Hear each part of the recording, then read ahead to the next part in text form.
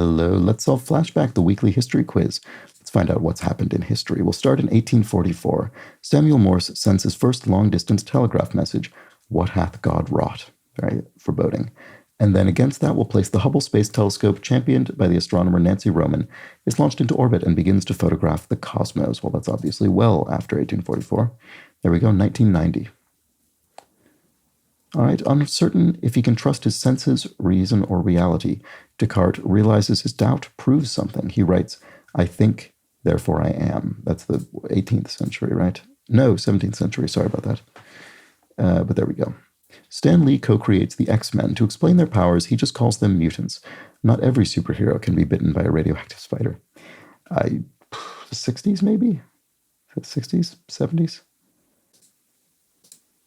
1963, okay. Inspired by cats, a German prisoner in wartime England creates exercises for his body.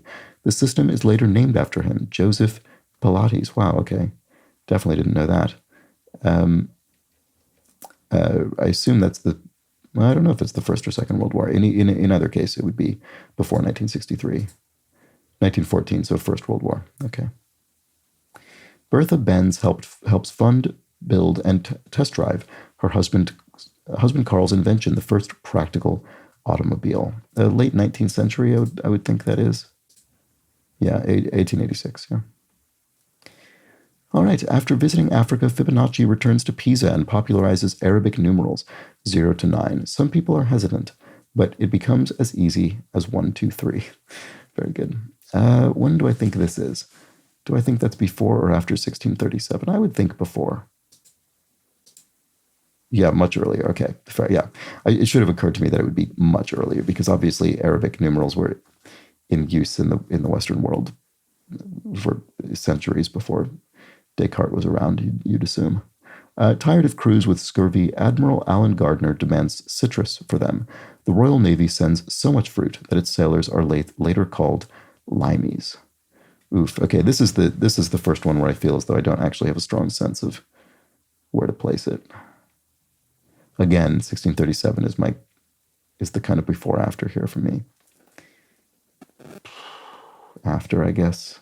I don't know. Yeah. Well, yeah, I'm going to say so. Yeah, 1794. Okay. Actually, it's funny. That was actually closer to 1844 than to 1637. All right. In India, the Maryans hold an annual contest to solve local problems. The winner pays no taxes for life. The only issue, no one's incentivized to win twice. That's funny. That's it's sort of game design point there. Now here, in this case, my cutoff, my before after is 1202. I don't really have a great guess as to whether I think it's before or after that. I'm going to say before. Right, well before 300 BCE. I mean, the problem is I just didn't know enough about this history to be able to slot it against other knowledge, which is doesn't speak very highly of me. But there we go. Let's see how I did. Right. Okay. Actually, a plurality of people this time got a perfect score. So well done to the rest of those who did. And about a third of people misplaced the no taxes for life Mauryan contest. Just over a tenth of people misplaced Fibonacci in the Arabic numerals. Everybody got Descartes correct, which is not a surprise. About a quarter of people misplaced citrus and the Royal Navy. So these are the ones where I was a bit less sure as well, which I guess isn't a surprise. A tenth of people misplaced Bertha Benz and the automobile. And then these went well. 10% of people also misplaced Stan Lee and the X-Men. Just about everybody got the Hubble telescope correct. So there we go. That's roughly what I would have expected. And that was the Flashback. Hope you enjoyed. Back next week with more of this. Bye for now.